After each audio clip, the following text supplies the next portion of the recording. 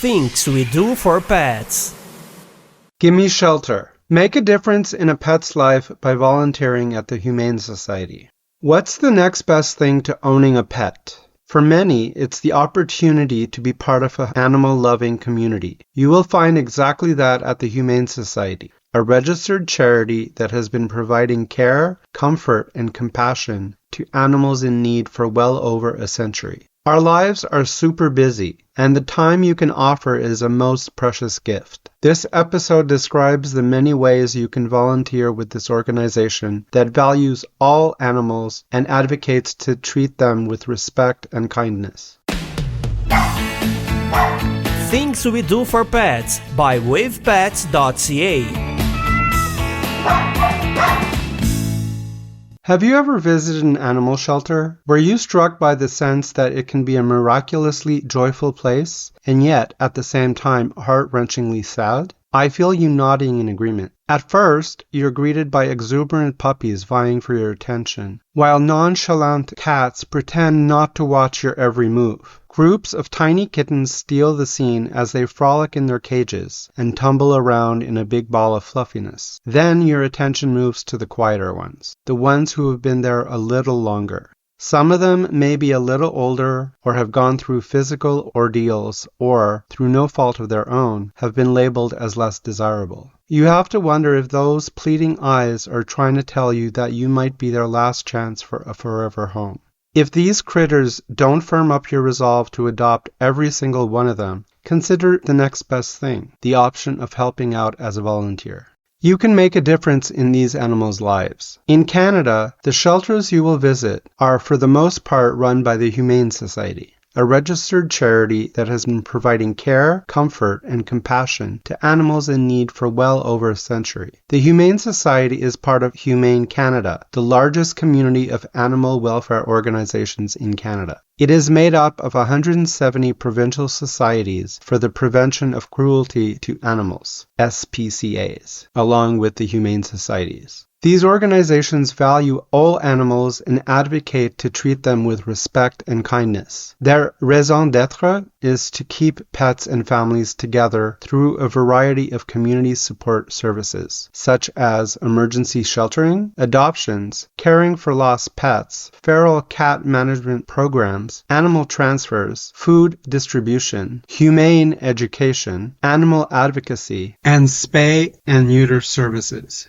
According to a recent report published by Humane Canada, more than 58,000 cats and around 20,000 dogs took refuge in animal shelters during 2020. These shelters also took in 11,000 animals of other species. These included small mammals, like mice, guinea pigs, and rabbits, and more exotic pets, like parrots, pythons, and tortoises. It surprised me to learn that approximately 400 kittens are born every day on Toronto streets during the spring and summer. With the help of ID tags, microchip identification, advanced alert networks, and social media, 28% of shelter dogs and 5% of cats were successfully reclaimed by their owners. That's an amazing record. But the most common outcome for surrendered pets in shelters is adoption, at the rate of 70% for cats and 45% for dogs. Thank your deity of choice that at the heart of this charity is the commitment to minimize euthanasia to the most necessary, humane instances.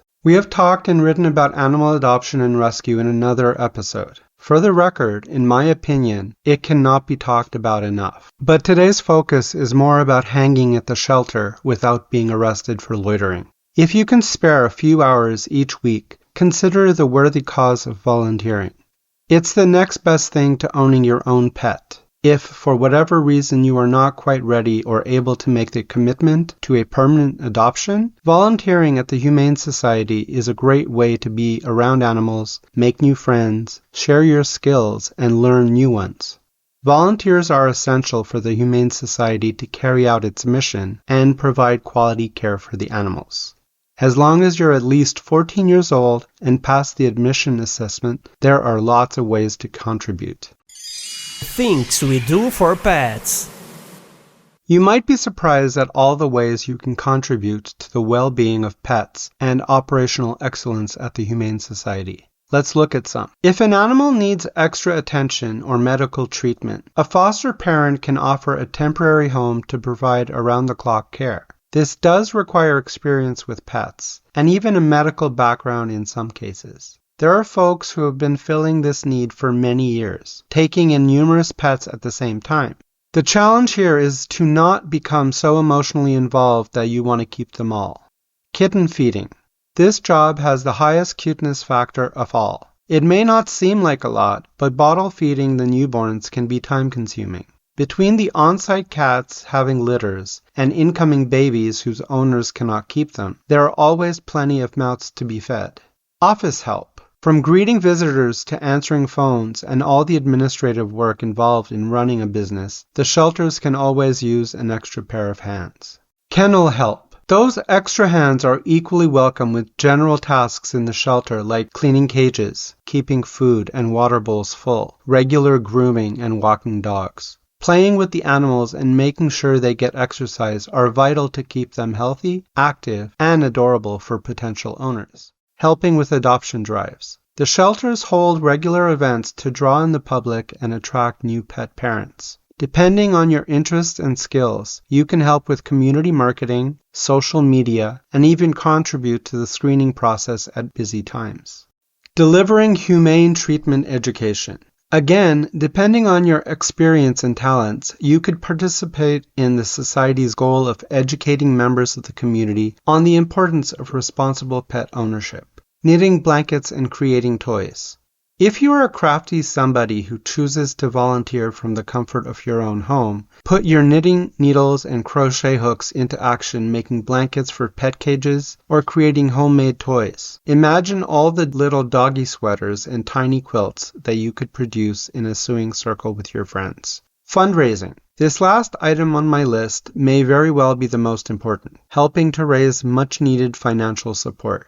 The Humane Society is a charitable organization that relies on sponsorships and community donations. Joining like-minded people in coming up with and implementing new ways to inspire giving can be a pleasant social interaction for a very good cause. Getting back to the requirements and process I mentioned, you can start at the minimum age of 14. At that age, you would be ready to take part in the Youth Volunteer Program. This is a special opportunity for young people between 14 and 18 who want to make a difference in the lives of animals. Youth volunteers usually help with camp programming throughout the year, where they can gain experience in leading groups of children, handling companion animals, and learning about animal care and welfare. Participating in this program is a great way to also build life skills. Being dependable, trustworthy, and punctual are 3 traits that every employer you ever work for will value.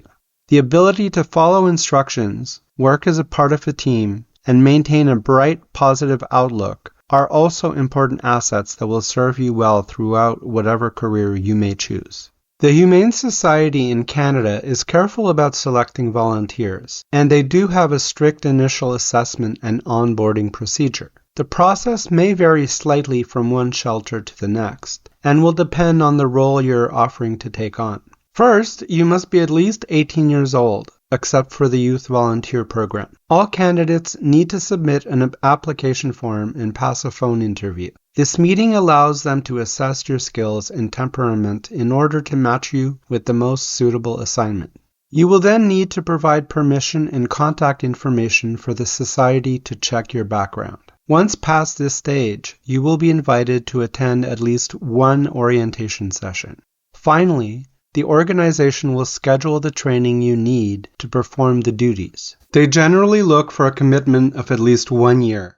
Youth volunteers must also complete an application form, a waiver, a phone screen or in-person interview, and a mandatory orientation training session before volunteering at camp. If you're interested in volunteering for the Humane Society in Ontario, you can check out their website or contact your local branch to find out more about their specific opportunities and requirements. You can also read some of the stories and testimonials from other volunteers who have shared their experiences and insights. Volunteering for the Humane Society is a rewarding and meaningful way to give back to your community and help animals in need. You won't regret it. And just maybe, Once you are settled in and know your family is ready to love and care for a full-time pet, chances are you will have bonded with a furry creature ready to love you back. So that's it for today. Gotta be on time for my shift. Those kittens won't feed themselves. For articles and related links, please visit wavepets.ca.